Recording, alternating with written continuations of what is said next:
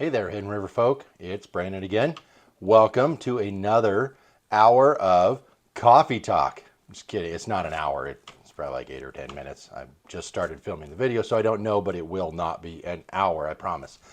Anyhow, today I'm going to shift gears a little bit and I'm going to go towards coffee roasting science. I know I can't get away from the science. I'm a nerd.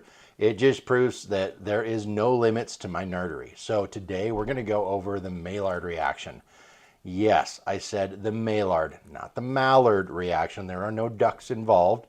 In fact, UFO has nothing to do with us ever. I'm just kidding. It was a little intense. I apologize. But anyways, so Maillard reaction. And that is the main reaction that happens while we are roasting coffee. So anyways, I want to get into what exactly that is. So we're going to go over discussing and I won't go too deep in detail, but the science behind why Hidden River coffee is so spectacular. Aside from we're just awesome. I mean, duh. So anyways, did you ever wonder why coffee smells so good? And it's not just coffee doing its thing. It's actually a heat activated reaction. Yeah, a heat activated reaction, okay? It's science. Yes, don't panic, don't go running. I'm going to keep the science easy. We're not going to get too deep, but it's science. This is chemistry actually, okay? To be exact, it's chemistry. What we're doing is we're heating things up to cause a reaction. There's a few different ways to cause a reaction. My doctor background says, go into it. And me now says, don't even think about it. I did not love chemistry. I do love this chemistry because it's delicious. It's what produces the flavors and the smells that you love so much, okay? So we're gonna get into that. What I want you to do is do me a favor, like and subscribe, share it if you find it interesting. I mean, it is really cool stuff. And this is actually really interesting because every coffee lover will find this interesting. And so let's get on it, all right? Let's get it done.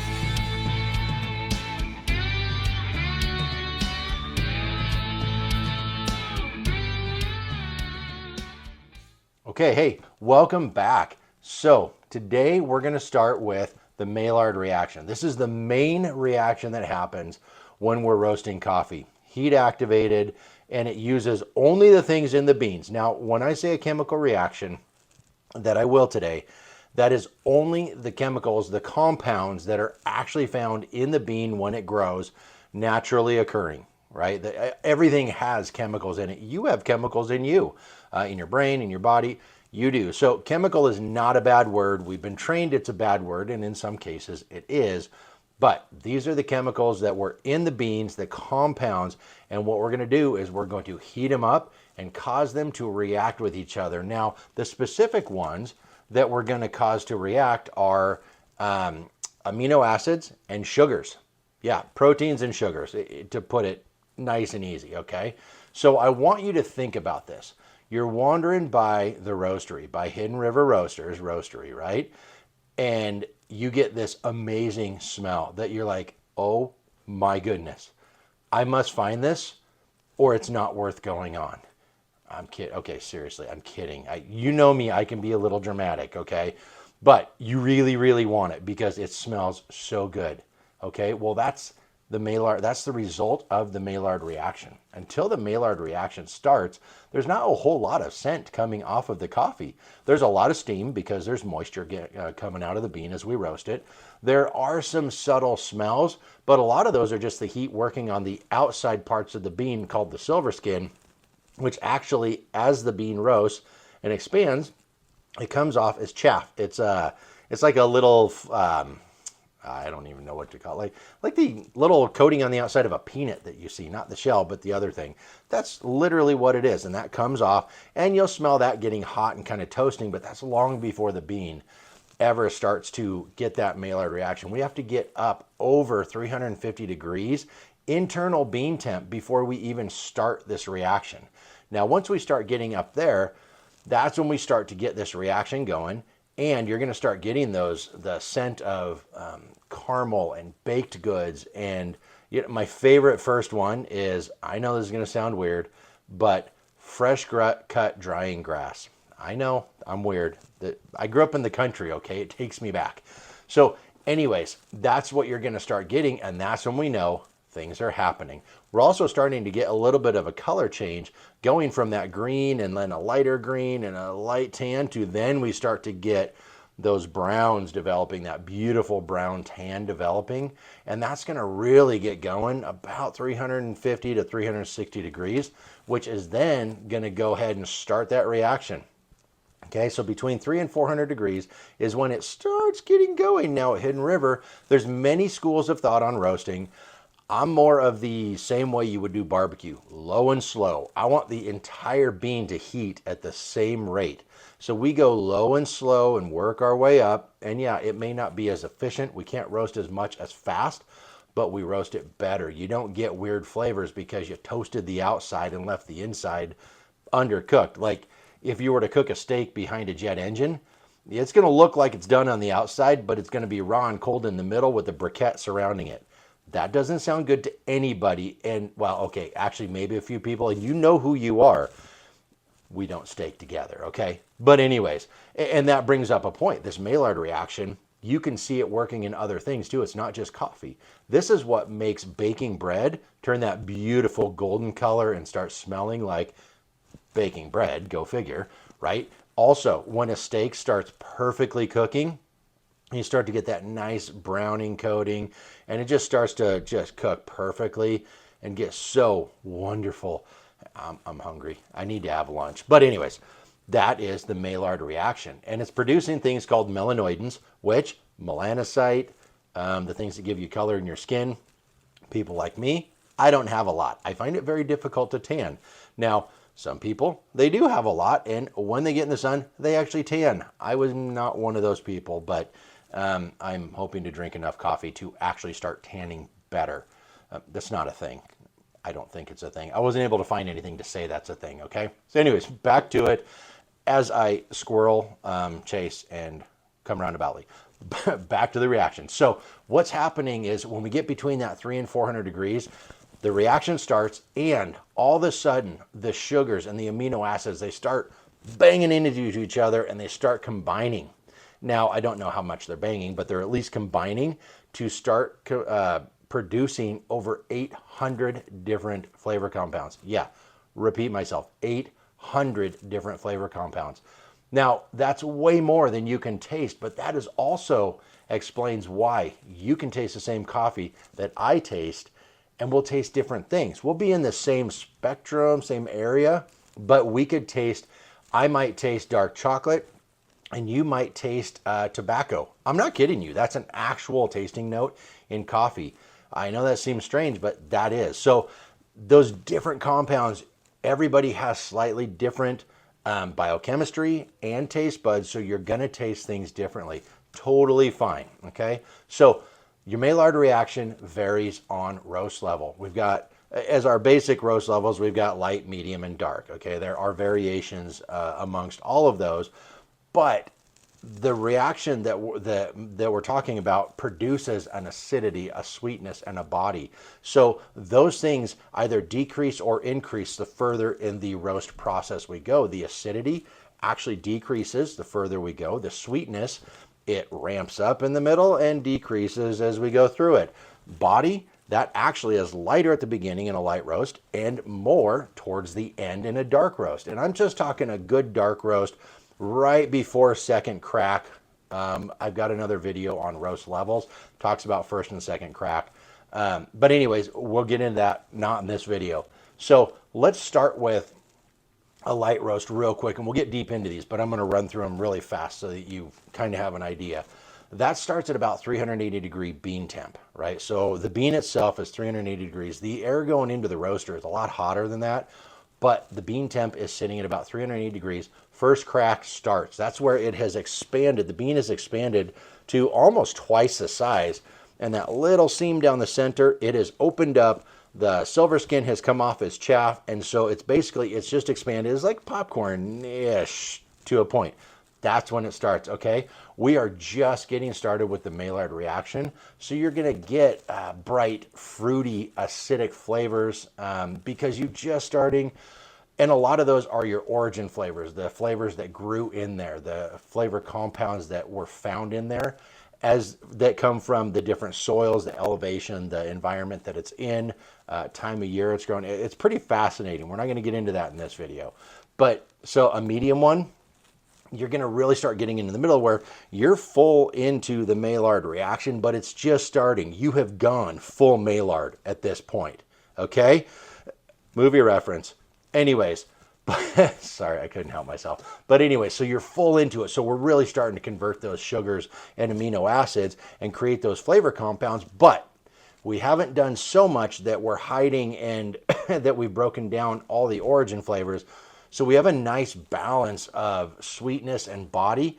So it's really, and I do say sweetness, if you really take your time on a great medium roast, like we have a medium Mexico organic coffee bean that is just absolutely outstanding. It actually has a sweet finish. Now, not like if you took a spoonful of sugar and put it on your tongue, but you can absolutely taste on the finish a little bit of sweet in there as it's kind of going down the back of your throat. You can taste that little sweet finish, along with ours, like which has an apricot and a milk chocolate in it. But it's got just this great mouth feel. It doesn't feel thin, but it doesn't feel thick. Coffee nerdery, okay? You'll understand. Dark roast. Now we're starting to get, we're coming up, we're not quite hitting 440 degrees, but we're getting there, and that's when second crack is happening. So you're going to get a really bold, this is where a lot of people are like, I want a big, bold flavor. They're actually talking about more than flavor. They're talking about flavor and body, mouthfeel, how it just feels. I don't want to say thick, it's still a drinkable liquid, but it almost feels like it's going to hang out there until you really work at swallowing it. It's not, I promise. But it's a hard thing to explain, bold mouthfeel and body. And so it's one of those, like on an extreme comparison, water versus a milkshake. One has a lot of body, one does not. Okay, the water does not. Okay, you probably figured that out. But anyways, so that's where we start getting to, once we've been in the Maillard for a while, a lot of those origin flavor compounds are broken down or have been combined with the sugars, and therefore we're getting that, the bolder, roasty, smoky flavor. Now, if you go too far, you're going to get into the different roasts that I will tell you, they're not blends. They get called blends, but they're not. All right, let's dig a little deeper into into light roast at first crack and talk about those flavors for us just a second. We're really going to taste a lot of citrus fruits. You're going to get a lot more tropical fruits in there. It's going to be a lot lighter flavor. Now, that doesn't mean the flavors aren't pretty bold. They can be very bold, but they're going to be lighter, easier, brighter flavors. And it will taste and have a little bit of mouthfeel like drinking orange juice or sucking on a lemon, which, yes, is actually quite good. It's really good for you, too. Vitamin C, loaded with vitamin C complex. Another video. Anyways, but so those work great for extraction methods that are going to really slowly pull a ton of flavors.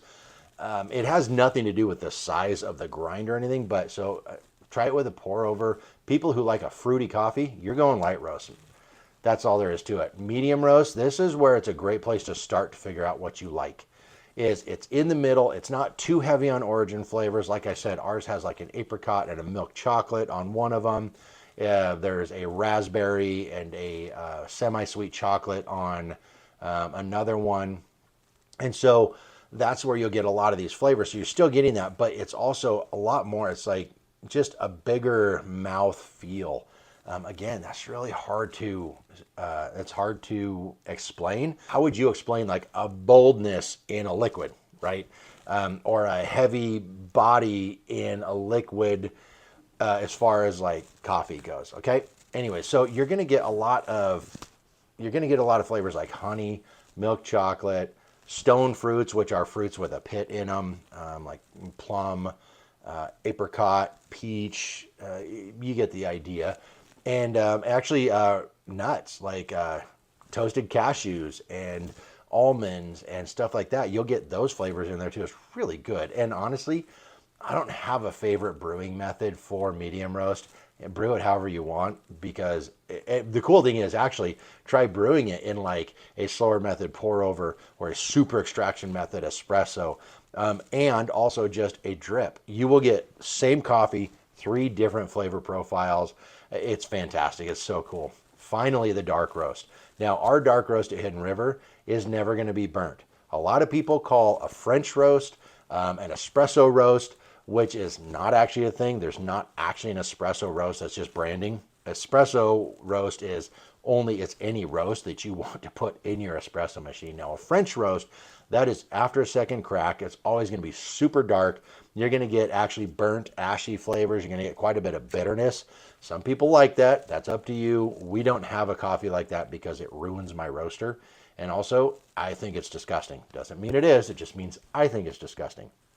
So you're going to get a lot of dark chocolate and dark toasted nuts and smoky flavors off of a good dark roast. You'll actually, on ours, you'll still find a hint of like a dark berry, like our Costa Rica. It's got this blackberry finish on it. It's crazy. But it's just a hint, but just this strong dark chocolate in it, which is awesome. It works great. That's why we put it on our bar. We use that for our espresso. A French press works great for these.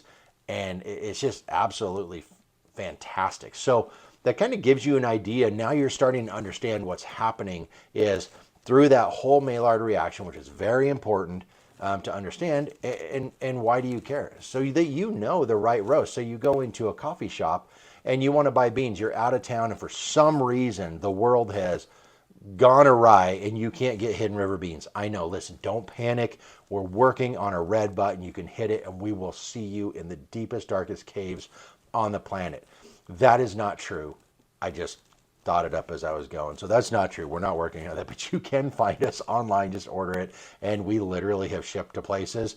I'm not actually sure where the final destination was, but I know it went across an ocean and then it went somewhere else from there. That's all I can really say. So anyways, it's very cool to think of all the stories that could be behind that. But anyways, that is true too. We ship all over the world. But back to it is I want you to know how to be able to explain what kind of bean you're looking for so that you can get great coffee. Our dark roast might be somebody else's medium roast, but that doesn't mean you can't get the flavors you're looking for.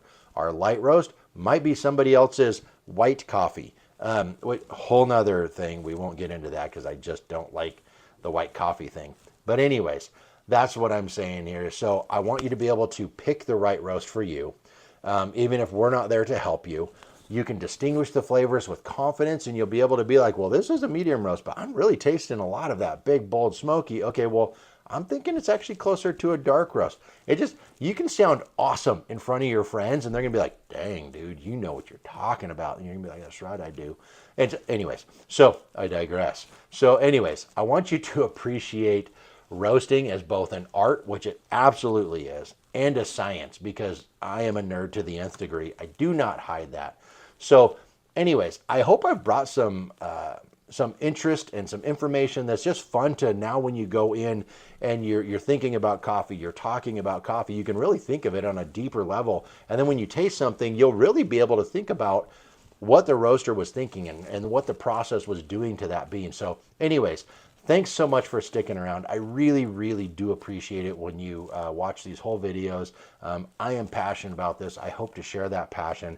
Like and subscribe if you will, please. Please drop me comments. I like to interact. It helps me out. But also, if you have a question, chances are you're not the only one. So anyways, thanks for sticking around. Have an awesome day. And do not forget to find your hidden river. Have a great day.